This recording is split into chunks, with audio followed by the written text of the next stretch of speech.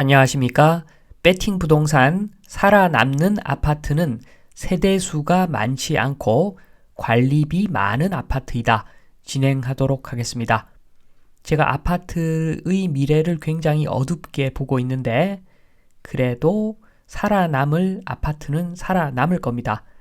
그런데 아마도 살아남는 과정이 굉장히 험난할 겁니다.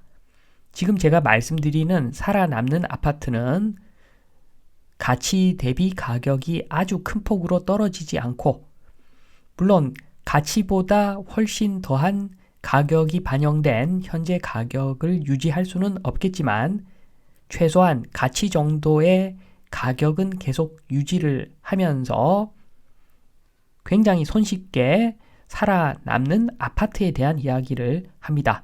이런 아파트를 사야 되겠지요. 그러나 지금은 그런 시기가 아닙니다. 지금은 너나 할 거 없이 아파트는 다 고평가되어 있습니다. 좀 장기적인 이야기를 지금부터 합니다.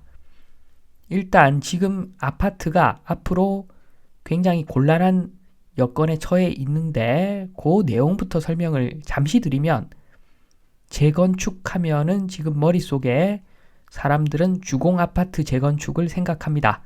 그런데 주공아파트 재건축은 엄밀히 말하면 땅을 사서 새로운 아파트를 지은 것이다. 이렇게 보는 것이 합리적입니다. 다들 아파트 사면은 더 좋은 아파트를 공짜로 받는다 생각하고 있는데, 주공아파트는 건물은 없는 거나 마찬가지입니다. 땅을 그냥 사서 새 아파트를 지었다. 이렇게 봐야 됩니다. 그리고 이 과정에서 사기를 좀 치죠. 환상을 팝니다.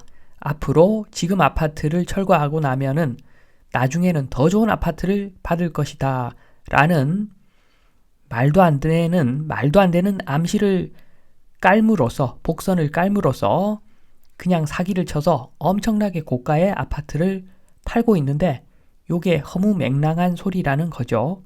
절대 이렇게 될 수가 없습니다. 지금 아파트, 새 아파트는 그냥 사용하고 끝이라고 보면 됩니다.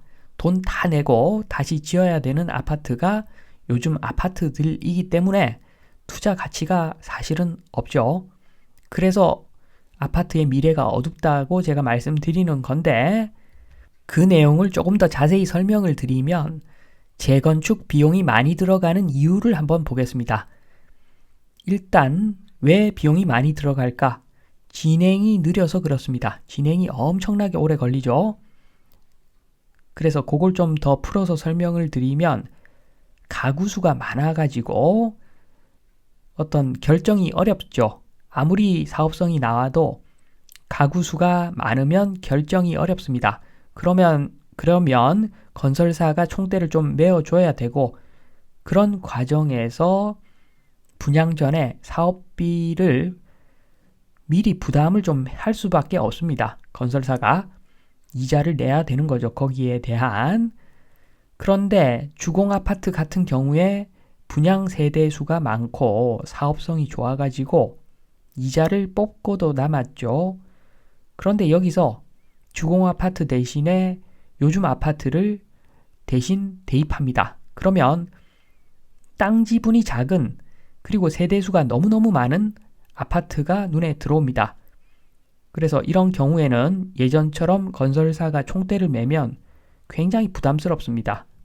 일단은 분양되는 세대수가 거의 없어서 이자를 과연 뽑아먹을 수 있을 것인가, 이런 의문이 들고, 두 번째는 저 많은 세대가 불평불만 없이 조합에서 투입되는 공사비를 n분의 1 해서 부담을 할 것인가, 그게 수령 가능한가, 이렇기 때문에, 이런 의구심이 들기 때문에 앞으로는 사업이 진행이 더 안 될 거라는 거죠. 거의 아예 안 되는 데가 대다수일 겁니다. 너무 어두운 이야기만 했는데 살아남는 아파트들을 한번 보겠습니다. 살아남는 아파트의 특징 1번, 요거는 저세상 아파트라고 보시면 됩니다. 굉장히 특수한 아파트, 시그니엘 같은 거. 요거는 아쉽게도 사실은 오피스죠. 주거를 할 수 있지만, 거주할 수 있지만 오피스입니다. 여기서 2번부터 보겠습니다.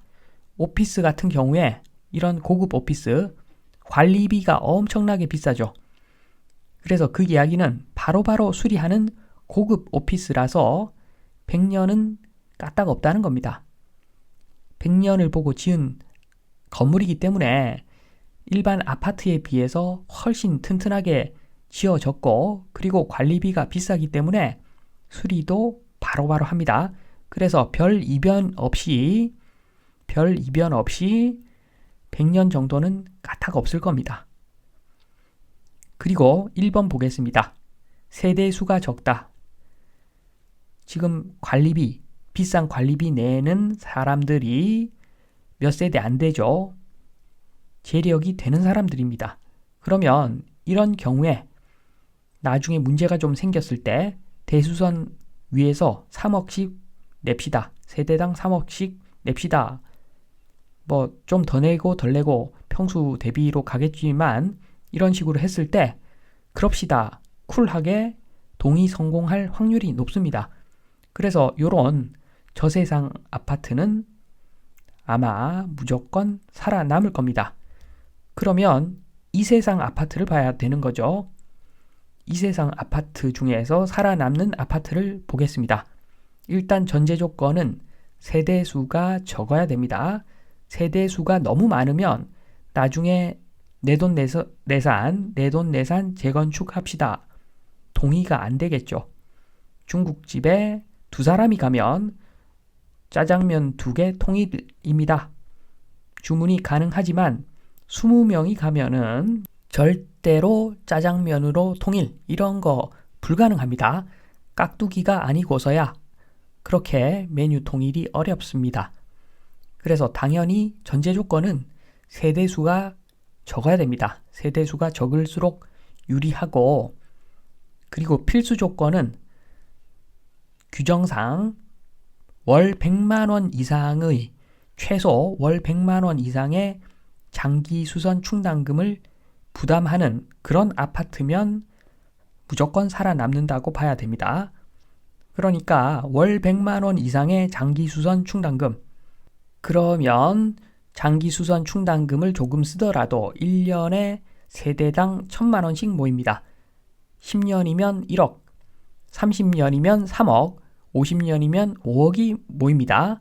그리고 금융비용은 상쇄가 되겠죠. 돈같이 올라도 이자를 받기 때문에 그것까지 커버가 될 겁니다. 그러면 일단 재건축 비용이 마련이 되죠. 나중에 내돈내산 재건축 가뿐하게 할 수가 있습니다. 그리고 또 월 100만 원 이상 장기 수선 충당금만 내기 때문에 시간이 지나서 요거 감당이 안 되는 사람들은 자동으로 걸러집니다. 팔고 나가겠죠. 도저히 못 버티는 사람들은.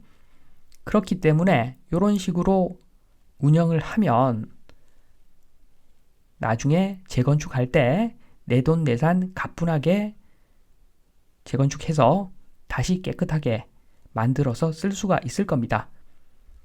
왜 내돈내산이 중요한가? 건축비가 말도 안 되게 절감이 또 됩니다.